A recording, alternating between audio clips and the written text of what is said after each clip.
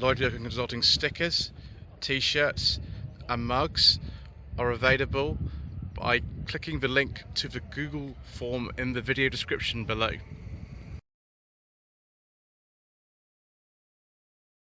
Well viewers, we are in the most secret location ever.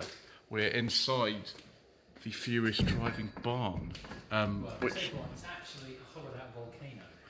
Yes, and you've got a monorail in there because you're actually a Bond villain, Mr. Richardson. That's the way to look at, yes. But as we can see on here, we're actually getting organised here. We've got, see here what needs an MOT and tax, what the problems are with each of the cars. Some of them have quite long lists, and there's two of them here. Obviously, we've driven all these cars on the channel. This one, I'm afraid we can't talk about this one, so we're not going to. Because it's an automatic. Yes, sir, but there we go. But in a fit of madness, I might have filmed that at some point. We don't know. But this one, certainly, I've filmed a long time ago now. And this one, this coupe was the first car I ever filmed from your collection. Pre-COVID, both of these pre-COVID, I believe. It was, and I think this one had collapsed suspension. It wasn't collapsed. It was just very low and very hard. And it was broken, wasn't it? Because it was broken. It's Gaz coilovers on it, and they were just very worn out. But Gaz do a refurb service. I took the coilovers off, and they completely rebuilt them, re-valved them, used new seals, and re-coated all the exterior parts. So yeah, effectively new suspension. And the gearbox as well. Well, the gearbox is there. The gearbox is good. The gearbox is there. It's the linkage which is a little questionable. I remember when I drove it, like I got to the stage where I had to turn it around, I just could not get the gears. I thought I'd actually broken the gearbox. No. Not just quite. The linkage is there. And then there's the Alpha, which after I drove it, it didn't go very well after I drove this one, did I? The curse of Lloyd struck in the. I know, sir. This one, I think it was. Was it horrific rust, or was it something else? It was horrific rust. The sills had been bodged by the guy I bought it from. He basically plated new metal over old, and it rusted through. And then the strut tops had a big washer and filler on top to try and stop the springs going through the bonnet. So that was an entire summer of welding. So that was the curse of Lloyd on that one. The gearbox and the head gasket, the curse of Lloyd on that one. The gearbox solenoid failed on that one was the curse of Lloyd on that one. And the clutch slave was the curse of Lloyd on that one. Yeah, I filmed this first actually in March 2020. It was like a week or so before the lockdown. It was very down at the monastery. Yeah, that's it, down at the monastery. Friary. That's it, Ferrari. I eventually got to drive it a few months later in October 2020, and I quite enjoy it. Obviously, the challenge for which this car was originally bought, that never happened. No, it's a shame because I spent £175 in this car because it was a £500 cheap car challenge. The idea being £500, including any work, an MOT, any parts. As it was £175 with an MOT on it, and I could have just driven straight there. And I think I would have won on points just for the price alone. It is ridiculous. I mean, obviously, like you still have it, which being a Volvo owner now myself, I do understand why you want to hold on to this. They are very endearing. It's slow, it's thirsty, but it's incredibly comfortable and lots of fun.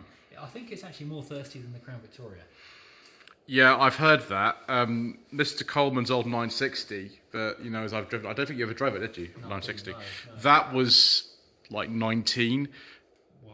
I mean, he had an LPG system on that. I think it's a factory Volvo LPG system, so he used to use that on a daily basis. But he's not the most concerned person about the price of fuel. But even he was struggling. He was struggling. Breath, yeah. But I do like this. I mean, it's like my mother's old 240. This is a GL. It's a sort of lower spec one. But comfort is just ridiculous. And Bagpuss is still there, isn't he? Yeah, Bagpuss is still there. Sherman, I think your previous owner named him. Oh, right. But I've now been gifted very kindly some new door pockets for the front of this. So a future upcoming video will be taking door cards apart on this thing and fitting door pockets. There's an exclusive for you. I've not even shown those junk in the trunk yet. Oh, what are you going to do with all that junk? All that junk inside that trunk? Yes, indeed. So These are getting really rare, aren't they? Now, like, are they even rare if they were in 2019 now? Almost certainly. They haven't made any more, put it that way. And I've seen a couple go for breaking on Facebook. So I guess I've not checked the numbers recently, but there's about 75 of those and a similar number of those in the 2 litre form.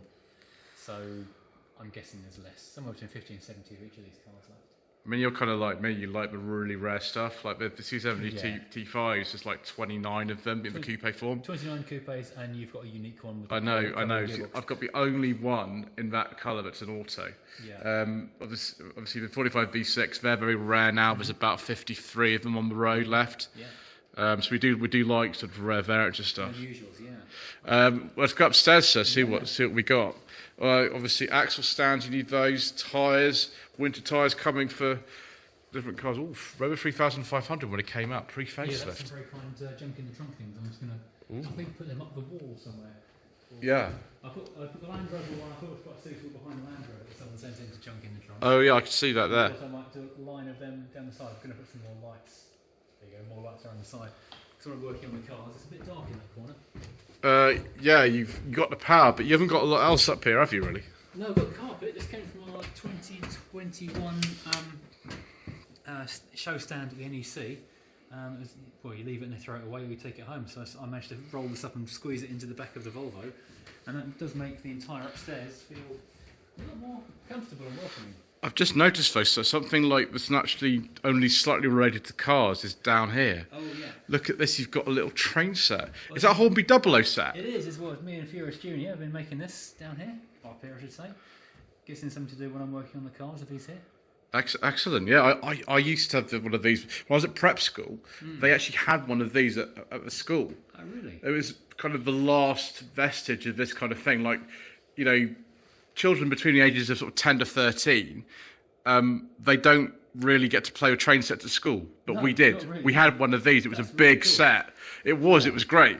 I haven't played with one of these for years, but this is obviously. Do you want to check out what cars we've got on there? Well, we'll take a little look, won't we? Quite cool cars down there. So we've got that's a Series 1 Land Rover, isn't it? Series 1. It's a Series 1. 2, isn't it? Or is it Series that's definitely a 1. Mm-hmm. I would say that's an 86-inch wheelbase. I think that one. Oh yeah, this side. There we go. And then we've got another one here. Yeah. It's a different type of model. We've got one there, and we've got a put it there. We've got a DS. Yep. It could even be an ID. I don't know. I think it might be an ID actually from the website. Yeah, the autofocus on my camera's not very good for this, but there we go. And that looks like a Dodge Charger. Yeah, a little out of place in a little country village, but someone likes their American muscle. Yeah, absolutely, like the American muscle. And then we've got a Beetle. How old is this? This looks really old. Pretty old. That's really old. When I was a kid, when I had a train set. Yeah, that's really good. Is it a Volkswagen Thing or something like that? Or was it just a Land Rover? Land Rover. I've always liked Land Rovers. So. We've got loads of milk churns at the back of there. Farm Land Rover. That's probably about 30 or 40 years old, that toy. Let's put that down as well. And then we've got something very unusual here. I think this might be a Sierra. It's not really very accurate. What on earth is that? I think it's broadly a Sierra. It looks like a Sierra. But not quite. Yeah, it looks sort of generic, doesn't it? Yeah. Yeah, if you look at the rear three-quarters. That's a Sierra, yeah. It's just a badly modelled Sierra. A badly moulded Sierra. You can see it's got the original Mark 1 early headlights on it. Yeah, it has, hasn't it? Yeah, the different colour, large grey bumper. Do you think that's a base model with that the middle grille, which is unpainted? I think it's an absolute base model. Yeah, it was so rare though. So like, Ford in the 1980s, they really let people know if you were a skinflint. Oh gosh, yeah. It's like because if you bought a gear, you got the nice front end with all the things. Yeah. And if you bought the 1.3 base model, you didn't even paint the grille. No. It looked, and also you got poverty mirrors as well. Exactly. They showed the world that you were tightwad.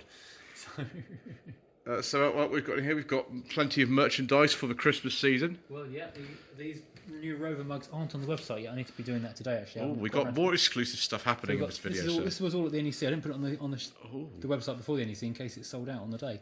So we've got the Rover mugs. We've got a couple of Furious 12. Of course, Those are nearly out of stock, actually. These new P6 mugs, which I really do 2000. Oh, yeah, 2000 on. Yeah. Working hard. And finally, we have got the Crown Vic mugs. which were very popular over the weekend. Sir. You sold quite a few of those, did you? Yeah, actually, all of these. The Rovers, we flew out the door. These were very popular as well. Yeah, but I mean, your stand, I passed it twice. Obviously, I did 22 parts of a Shambolic shuffle when I was there. That was excessive. If that's how long it takes to get around the show. Yeah, It just shows how big it I is. didn't see all of it. Yeah, I didn't see any of Hall 8. I did, and my feet were terrible at me, and I had blisters. Yeah. Head, it gets a bit low over there. Oh yeah, really careful. Yeah. But yes, I passed by, and like it was busy all the time. The second time I went there, you weren't even there. I think I did have to try and escape and first of all make a cup of tea, and secondly try and run to see a couple of people during showtime. Yeah, it's just impossible, isn't it? It is very hard. Yeah. So you have we've got the t-shirts in here as well. We've got all the stuff. So if you order it, we'll keep a small amount of stuff like all the hats. Oh yeah. All different hats.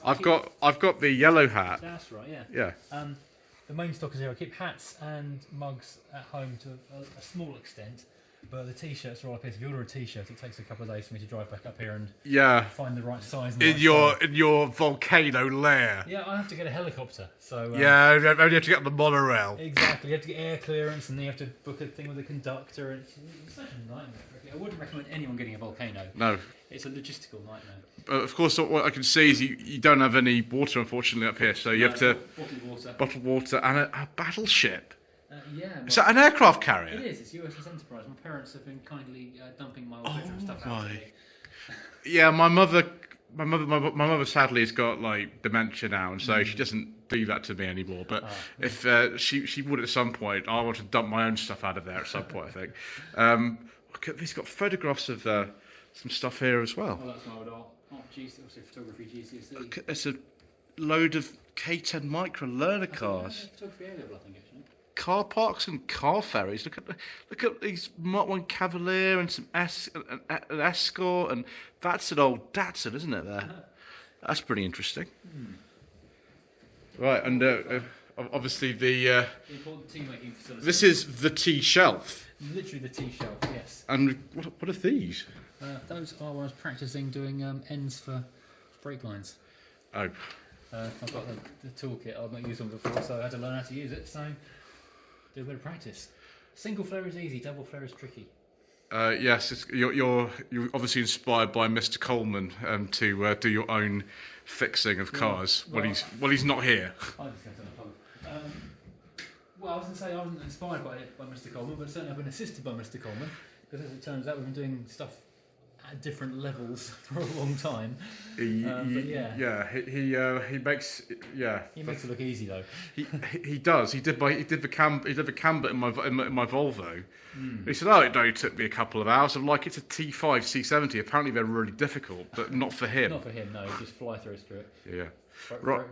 Right, so I think that is enough. Yeah. Well, thank you ever so much indeed once again for watching, Mr. Richardson. Some lights so we don't fall down the stairs. Yeah, be careful because the sharks will get you on the way out if you're not careful. Yeah.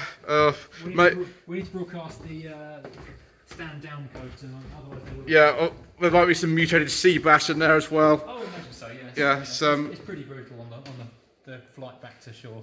So don't forget to obviously subscribe to the Furiousdriving channel, buy some Furiousdriving merchandise, and hopefully at some point we shall be doing more videos soon. Absolutely, yes. Thank you, sir. Buy some more cars. Goodbye.